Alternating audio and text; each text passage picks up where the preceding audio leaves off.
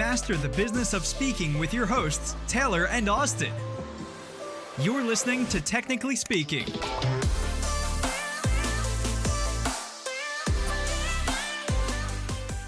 Welcome to another episode of Technically Speaking. We're your hosts, Taylor and Austin, and in today's episode, we are talking about one of our most favorite subjects, and this is search engine marketing. Now, particularly not SEO, not even necessarily paid advertising, but how to be findable. Now, for those of you listening who know that word, you'll also know today's guest. We have brought on SEO, search engine marketing, paid advertising, website design extraordinaire, Heather Lutze. Now, Heather believes that being findable using all of the digital mediums that we have is more important than just SEO, because SEO is simply just a tactic.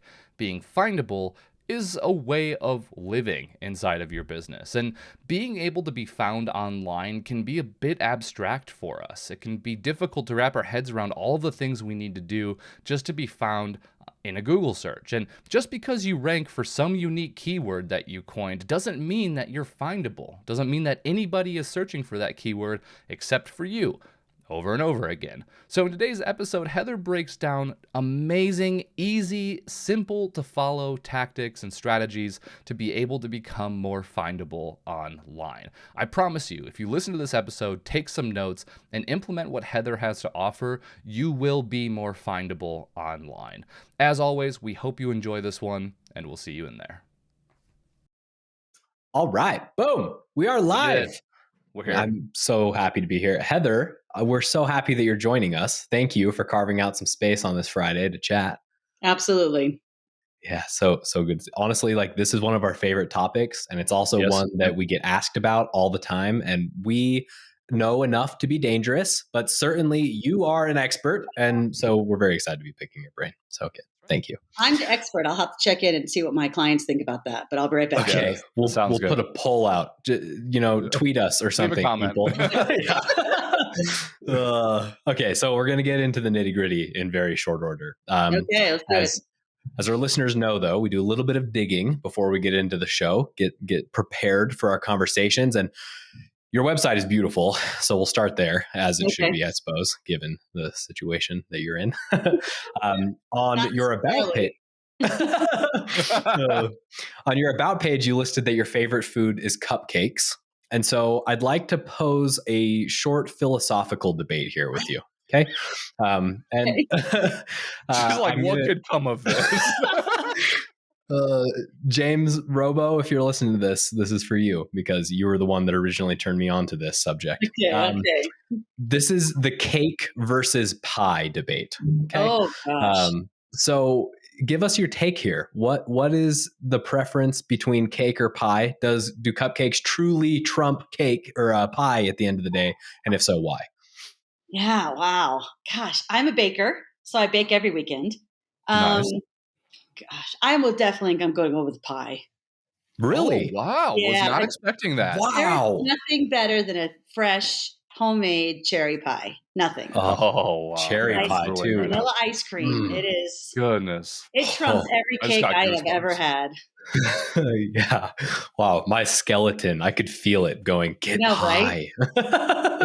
Nice homemade flaky crust. Oh, God. Buttery. Yup. Oh. I'm high. Okay, so I'm with you. I'm 100% with you. Here's the thing. And this was the point that I made to James. And so I'm going to parrot that here. But like, I don't think I've ever had a pie that I didn't at least a little bit like, like even like the gas station ones that you get on a road trip or whatever, like they're not homemade pie, obviously, but they're not that bad. Cake, on the other hand, I've had a bunch of cake that is not very good. Yeah.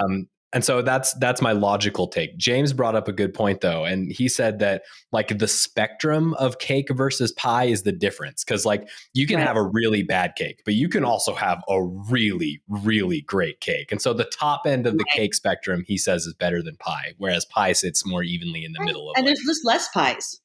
True. That's a good point. Yeah, exactly. So anyways, thank you for helping us settle the debate. I think pie is We're solving big problems here at Speakerflow, you guys. You really when I had my agency here in Denver, we had some very critical interview questions. They were cat or dog, mustard or ketchup, beer, or wine? Would you like to weigh in? Oh, yeah. Okay. Ketchup or mustard? Cat, ketchup, beer. Okay. Cat, You would ketchup, not be beer. hired at our firm. Go ahead. That's okay. Wow. Those are hard lines in the sand, Heather. I don't care what you would have been interviewed like. How about you? I think I would probably choose the exact same order there. Yeah. Cats? Yeah. Well, okay. So we have to contextualize this, right? Because Taylor and I both have cats and dogs. Here's my take, though. Dogs are very energetic, and I am a very low key person. And so I have to rise to the occasion to meet my dogs where they're at, which I do happily in instances. But like my cat will just sit on my lap forever. I will be locked in stone there. And honestly, that's my preferable state, is just chilling. So I think that's the reason. I love both. I'm a chill person. The cats meet me where I'm at, Can we answer any of those three questions favorably? One of the memes when I first started internet, do you guys remember with the dog sitting behind the computer? Do you remember that meme? Oh, yeah. I've seen a few, yes. It's like you can meet anyone you want on the internet.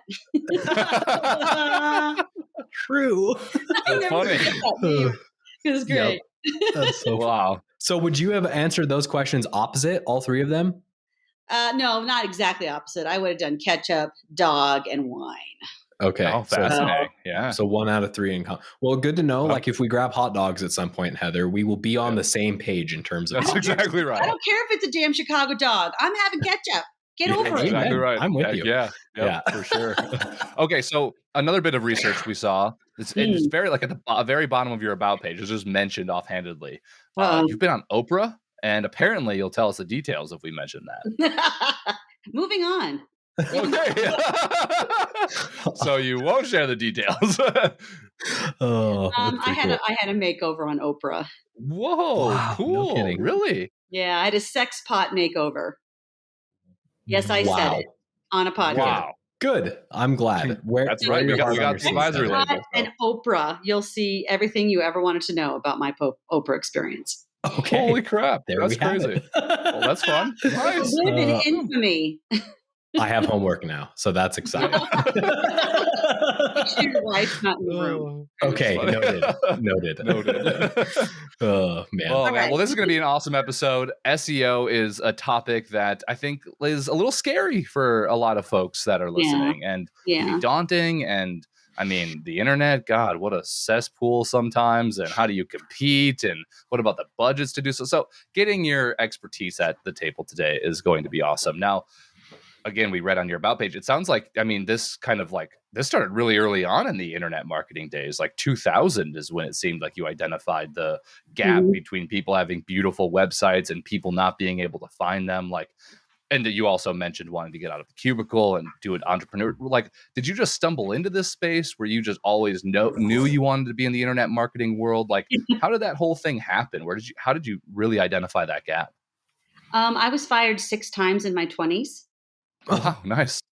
And my husband's like, maybe we should look at that self-employment thing. That might be a good idea. What do you think? So I was too bossy to have a boss. I mean, I was 20-something. I had the world to set on fire, man. I don't want anyone telling me what to do. Yeah, that's like. I had my box packed at my last job, and they were interviewing for my job, which I think was hilarious. And I knew they were. And I had my box packed. I was ready to go. And I had one last training that they had paid for, which was for Yahoo search marketing, learning how to spend more money with Yahoo and paid search.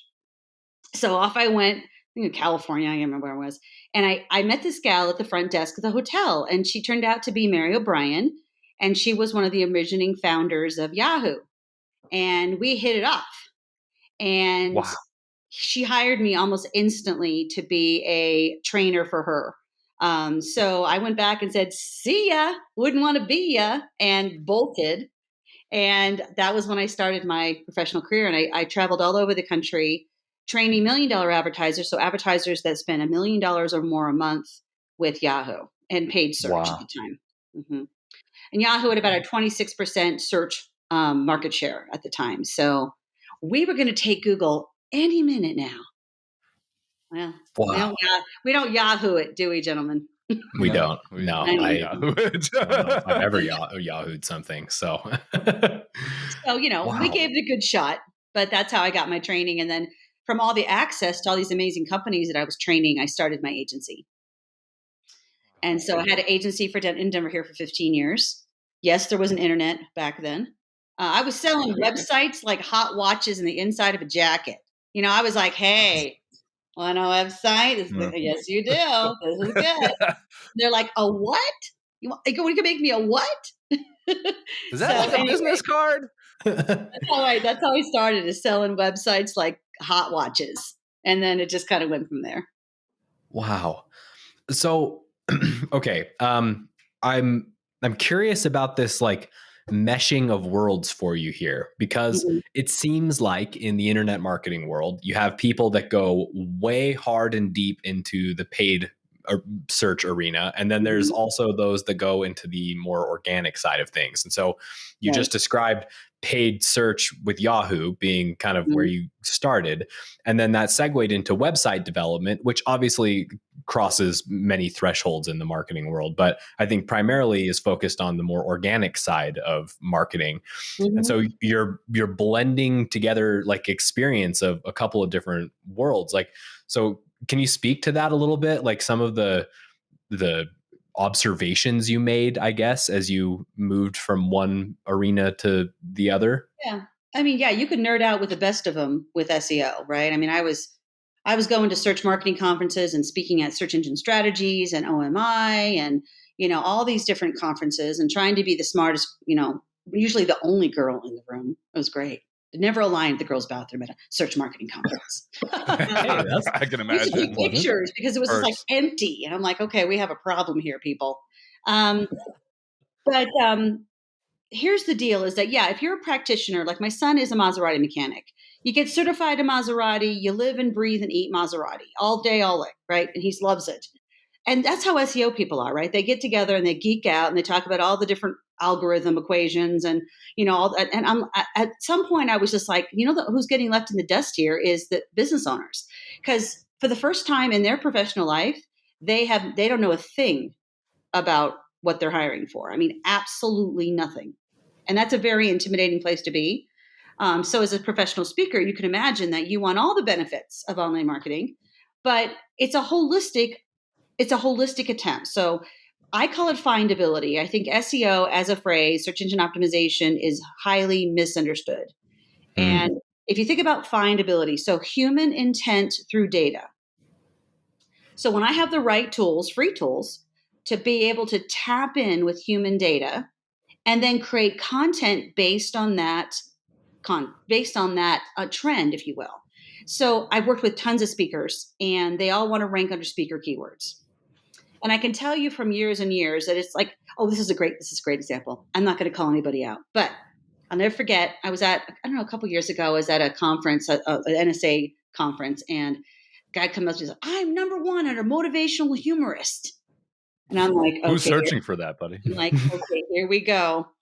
Of course, I'm a nerd, so I'm pulling it up. I'm not going to say anything to him, but I'm like, 0 searches. But there were like 6 speakers that were hot and bothered about that page, and they were going to be on there come hell or high water. And so I had to kind of have a nice come to Jesus meeting saying, look, you cannot just make up keywords that sound good. You're not a motivational humorist. You're not an entrepreneur futurist. If you make up, I would say uniqueness is the enemy of findability. The more unique you're trying to be, you got your acronyms, you got your unfindable domain name, you got your unfindable keynote titles, you got your unfindable book titles. So it's like we spend and have been trained as speakers to create unique content 24/7, right? We've been trained to do that since the dawn of time. Like have a unique selling proposition and have a unique this and a memorable this. And that's great once people find you, but like a great example is my first book was Findability Formula, the easy, non-technical approach to search engine marketing. Now, I could have said SEM, I could have said SEO, but I actually got a hold of someone at Amazon Advantage when it was Amazon, and I said, can you tell me which one gets more search volume in your search engine of Amazon? Is it SEO, SEM, or search engine marketing or search engine optimization? And she said, oh, by far, search engine marketing. So that's what I put in the subtitle of my book. And that's what I put all throughout the description of my book and the keywords of my book. So to have the tools to be able to align what you're a genius at, you can start off with something very, very unfindable, like futurist superstar, completely unfindable. But then you say, key secrets to getting to closing more sales. Closing more sales is a findable attribute. The name of the book is not. Yep. So if you can just look at the search results, look at the drop downs when you go and you're looking at a search result and you type in your phrase, look at the drop downs. There's a fantastic Chrome add-on called keywordseverywhere.com. It's my favorite. And Keywords Everywhere is $10 for 100,000 credits. I go through that in a week, but I'm sure most speakers probably wouldn't blow through that anytime soon. $10 and then when you're actually searching, it will tell you whether people care about that topic or not. So when you look and you type in something in the search box and you see the drop downs and suggested search, you will see the search volume per month over the last 12 months. Make your decisions. I would say put your ear to the search engine results page. Listen to what it is telling you. If there are questions there, answer those questions in videos, in blog posts, in any kind of content you create. Make sure you focus on those questions because those are the most often asked questions that Google has aggregated and are now showing you there for a reason. Go to the bottom. Look at the suggested searches at the bottom. Make sure to be talking about those things. But bottom line is, if no one ever searched for it, then you are wasting a terrific amount of time becoming unfindable. Oh my. Okay. Everybody stop. That was. Take out your notebooks, write this down. This is going to be one of those episodes. So buckle up. I want to take says every day, buckle up. As the best of us. So I want to take It makes me very sad because a lot of speakers spend a tremendous amount of money to become unfindable. One thing to write down is uniqueness, right? Is the enemy of findability. But more importantly, guessing is expensive. Guessing is expensive. True. Yeah, 100%. You're welcome to guess all you want, but we have the power and the tools now to not ever have to guess again. Yeah. What you're talking about here is what is essentially a shortcut. Like if you're paying attention, you can trial and error forever. And eventually you'll probably narrow it down if you're paying attention and watching the numbers, but do it proactively, I think is what I'm hearing you say. Can we double back for just a second here? Because I think I want to contextualize what we're about to get deeper into here. And that's really like what search engines are doing, like why this is important in the first place. And so for those that don't have any sort of base understanding here, Heather, can you explain why what you're talking about right here matters in the context of being found? Sure. I mean, I think especially when you're talking about meeting planners is what everyone's kind of salivating over, right? Is getting in front of meeting planners. The meeting planners have a lot of risk, right? If they hire the wrong speaker, they could look bad. The event may not go over well. The attendance may drop, things of that nature. So what they're doing, typically, historically, I've seen speakers look for resolutions.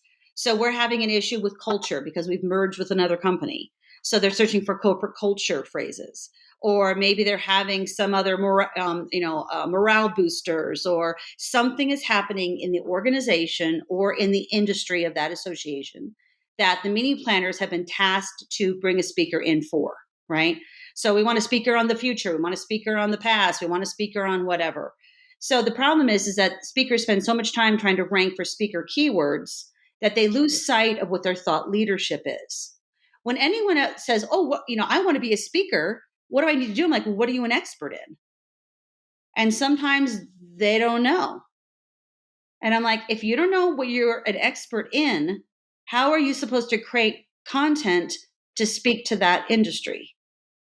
So you've got to remember that meeting planners are looking for specific outcomes, tactical outcomes that they can bring to the party.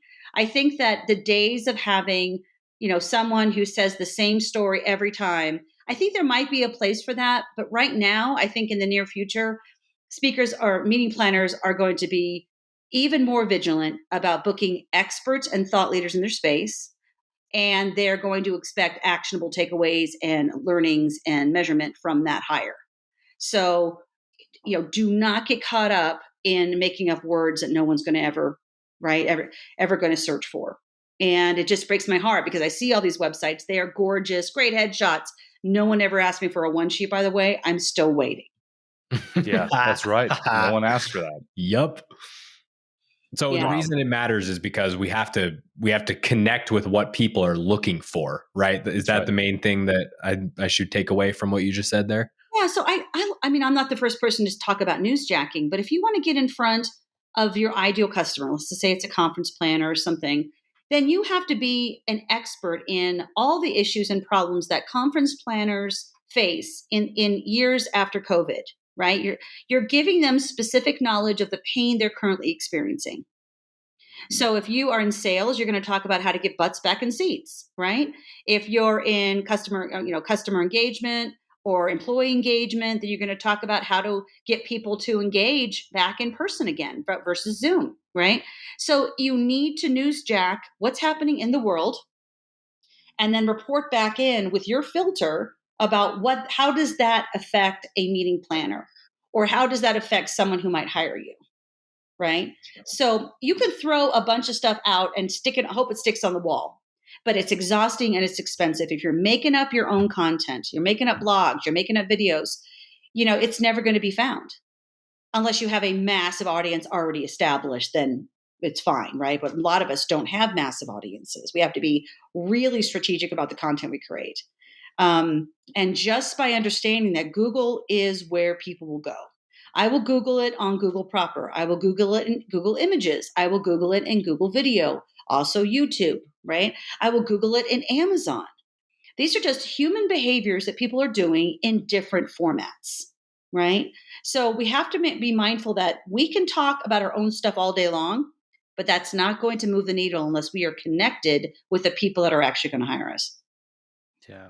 And what a good way to build trust too, right? Like Yeah. somebody types in their problem, like they know what their problem is. They type it in on a search engine and then boom, you show up solving that problem. Like lo and behold, like, you're not having to go cold. Yeah. You're not having to dig for, your ability to build trust digitally it skyrockets when you're front and center helping people solve their problems. And that's the thing I think about like SEO that maybe people can lose sight of is they're kind of more focused on, I wouldn't say more passive ways of generating revenue, but I would say just other tactics of generating revenue that they can lose sight of the fact that when somebody types in a problem in a search engine, they're problem aware. And if you show up for that, and help them out, they're probably going to be a step closer to hiring you or having that conversation with you than they otherwise would have. Right. Would you, am I tracking that? Yeah, I mean, my book, Marketing Espionage, really turns that on its ear, right? It says, if I'm someone who is looking for you, not you as a name, but you as a thought leader, I'm going to put that into Google and search there. I'm going to put it into Google Images and see what images come up into that. I may go to YouTube and search for that same concept. They're just looking desperately for thought leaders. And, it's challenging because I know as speakers, we get pulled in 1,000 different directions. Every time we, attend a webinar or something, we're told that person is the absolute answer to your prayers in regard to marketing, which is rarely true. And it has to be a holistic, it's not just SEO. Okay. So you have to be mindful of, if you are going to invest, what have you already got nailed? Is your website up to date? Does it look great? Does it represent who you are? Do you blog? And blogging on very specific topics that you see in search results, answering those questions in search results, and then taking that content and then syndicating it. So turn that blog post into a syndicated graphic that can go across all of your social media. The idea here, gang, is to get people from social media to your website. It is not just to get likes and followers and comments. That's great. But at the end of the day, they're only going to hire you in most cases once they go to your website. So social media is great, but it's not about National Chocolate Day. And if I see another Maya Angelou quote, I'm going to poke my eye out. Oh, the bandwagons. Okay, I'm sorry. I don't need to see National Hug Your Cat Day. No offense, gentlemen. But, from the cats. That's not social media. That's right. So it can be very confusing. And I will provide you with your show notes. I'm going to give you a link to the digital copy of my Marketing Espionage book. And I'm going to Sweet. encourage everyone to please, for the love of God, read the book. Fire people that are not producing for you in a nice way, and start really thinking about, is my marketing house in order? Is my website jamming? Am I blogging? And if you're thinking about a podcast and your website sucks, you're not blogging, you're not posting video, Don't the bother. podcasting is a squirrel, right? Squirrel, squirrel, squirrel, squirrel. Like, just shut the squirrels, right? And just get your basic elements down and be a thought leader in a way that meeting planners are going to search, period. When you got all that cooked up, then you can look at a podcast or whatever you want. But first things first, guys, Yeah. Heck yeah. Man. Thanks for setting the priority there, by the way. I think it's hard for some people who don't have, I mean, you live and breathe this, right? Like, I mean, it's 2000 practically, like the dawn of the internet search engine marketing coming up, basically, right? So I'm going to give myself a little I hear you. You a little chin lift. If that's okay. But I mean, so like for those who aren't like, in the world of it, I mean, how do I prioritize all of this? Like, is it the website first and then blogs and then podcasts some other way around? So it's really cool of you to break down that priority. Yeah, I think get that's your just a golden housekeeping in nugget order right there. before you start doing other erroneous things, man. If your website doesn't like rock, you're not a thought leader, by the way. I get a ton of eye rolls on blogs. I don't got time for that. That's right. That's what we hear too. It's so hard. There's a couple of hacks if you guys want to talk about tools, because I absolutely love tools. Let's do it. Not just the two of you, by the way.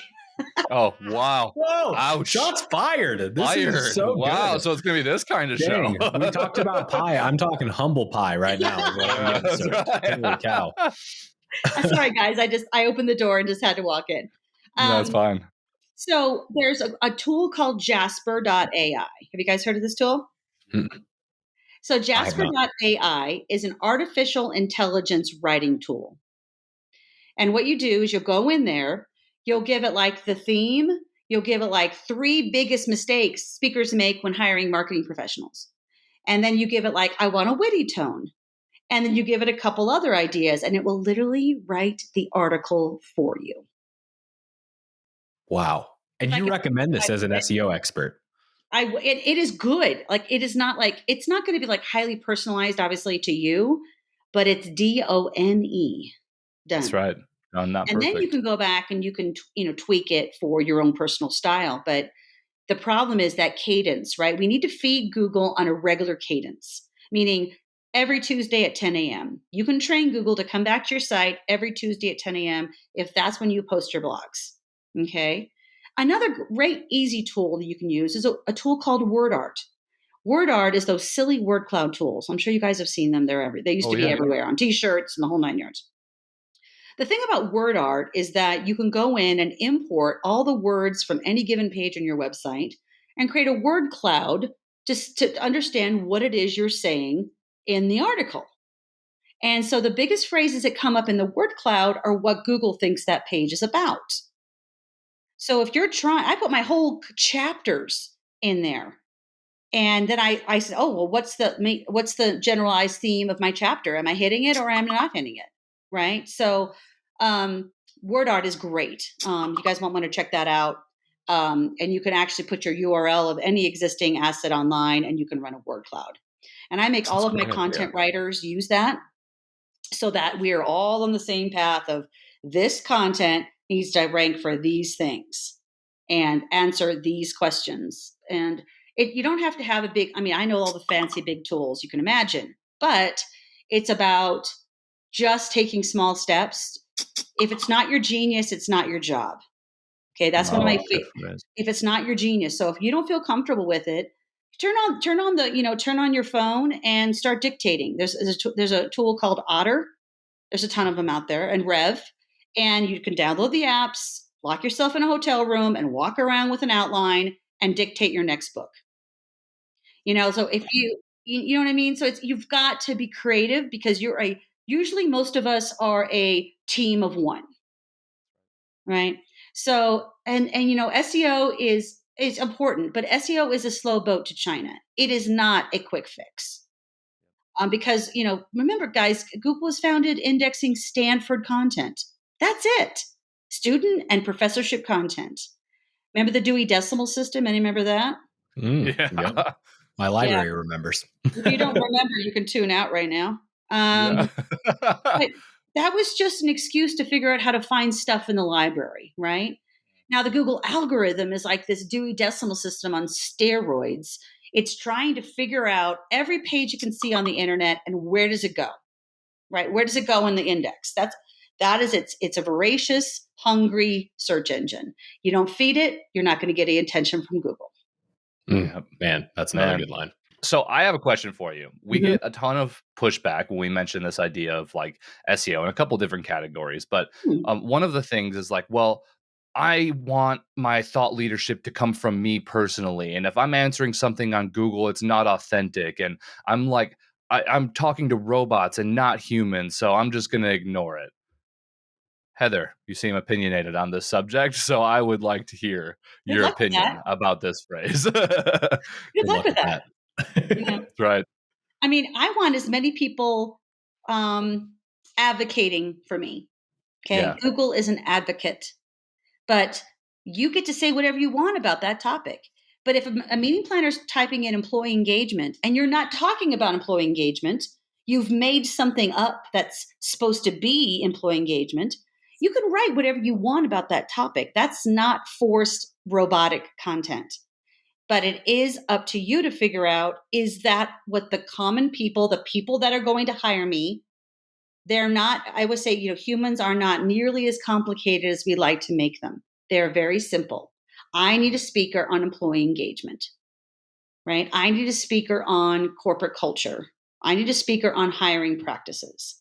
So if you don't want to talk about how meeting planners talk and you're trying to build your tribe, right? Your group of people that follow you, you have to understand that if you spend all your time trying to build followers and socials and you're doing reels and you're doing TikTok, is any of that moving the needle, right? Yeah. And it's, that's fun stuff. I love all that stuff. I'm just kind of showing my age. I don't love it as much anymore, but I know it's there and I keep track of it. But at the end of the day, if you're not being a thought leader and you're not creating content that's findable, you are lost. You are spinning your wheels like no one's business, and you are not seeing any results. And that's tragic. Tragic. Totally.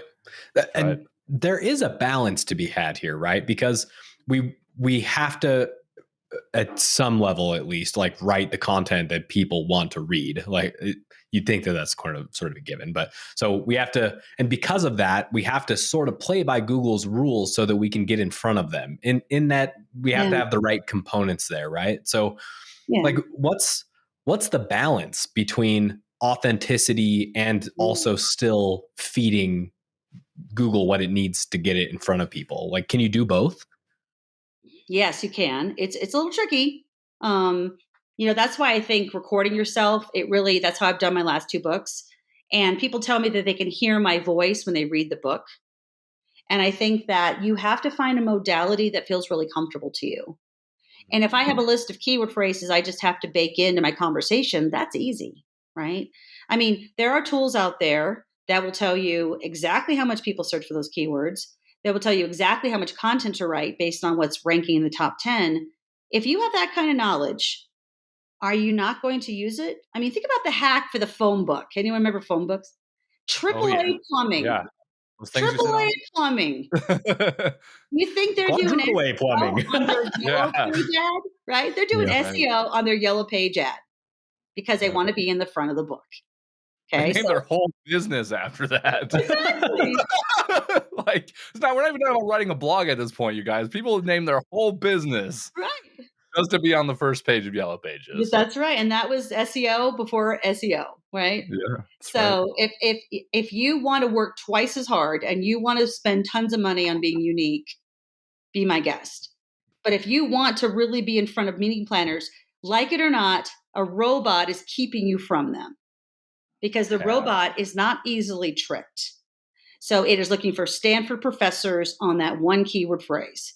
If you're not writing about those things and you have access to the data that tells you, that's on you. But just understand the risk. Folks. Understand the risk of not listening to that. That is unprecedented free data, right? And as individuals and entrepreneurs, we have VIP access to this data. where even 10, 15 years ago, you wouldn't. And, guessing is expensive. So I'm not saying that every single article that you write has to be SEO'd, but you need to be tapped into what people are thinking. Maybe human intent through data, right? You've got to be a thought leader in a way that, like, I have a video. You guys go to YouTube, type in keyword stuffing. I get tons of questions about keyword stuffing. Do I just put thousands of keywords on the page? So I think about the mullet. So if you only do this, the mullet. Think about the mullet. I love where this is going. What a good look, by the way. The mullet, and Billy Ray Cyrus has the best mullet I've ever seen in my life. Google For sure. it. Undoubtedly. So business in the front, party in the back, right? So when you're titling anything from a video to a blog, even to hashtags, you got to think about business in the front, party in the back. The business in the front is employee engagement, right? That's the business. That's what you're telling Google right out of the gate. That's what my article's about. Then maybe you do a dash, a colon, and then you say 3 kick-ass ways that every business owner, whatever, right? You're going to make up and have fun. That's the party, right? You can say whatever you want in any way you want. You have to have swag, which means sales, winning, aggression, and goodies, right? We love doing that, right? As acronyms, as speakers. So do that in the party in the back, but you've anchored it in so just doing the mullet on videos, doing the mullet on your articles, on how you name your images. Just think about the fact that you've got to give Google a little bit of help to understand what it is that it's reading and what it is that it's indexing. And if you're just doing the party, no one's coming. Yeah. Yeah. Wow. What Remember a nugget. the mullet, people. Remember the mullet. The mullet. It almost sounds like a dance, but maybe that's would be a good name for it. Yeah, right. Raging mullets, right? Yeah. Oh, you lose me, Heather. This is wow. Yeah. I mean, so thank you first and foremost. We said this in a recent episode too, but you always know, and I know, Heather, you know this, but you know who an expert is based on how they can take something abstract and distill it down into concrete, practical, easy to understand methods to be able to achieve a certain outcome. And you have certainly done that on our show today. Thank you so much. I know you mentioned the book that people can download. Where can they go and find that? Well, I'm going to send it to you. Hopefully, I'll put it in the show notes. Okay, perfect. Then we'll just put a link in the show notes. Obviously, it's in Amazon. You can search for it. But YouTube, Findability and the letter U, because I couldn't get university. I have 180 videos that I've created last year that ticks off every single question you could possibly think of in my YouTube channel. And I specifically built. Hey, guess what, guys? I built the videos based on what people were searching. Wow. Yeah. Who would have thought? Who would have saw that coming? Taking your own medicine, Heather. But now if someone says, what about that keyword stuffing thing? I'm like, I got a video for that. And you shoot it off, right? So it can also be one of those things where you have this great collection of videos for all the most annoying questions you constantly get from everybody. You could just say, here it is, and here it is, and here it is. But you already know that. So speakers, don't be so creative that you're making yourself unfindable. Use the resources of the internet, keywords everywhere, Jasper.ai, and I got a ton of them. But be really strategic around your time is the most important asset you have. If you're creating content that no one will ever see, that is tragic. So read the book, go to YouTube, do everything you can to try to add this to the mix. And remember, it's about findability. It's about understanding human intent through data. It is not SEO. That is a tactical application. It is not something you do. Does that make sense? That's perfect. Heather, so good. What a way to sign off. Thank you so much for coming on the show today. And guys, listen, if you like this episode, like it, rate it, subscribe to it. And if you want more awesome resources like this, go to speakerflow.com/resources. Thanks for tuning in today. Check the show notes for more info and see you next time. Later.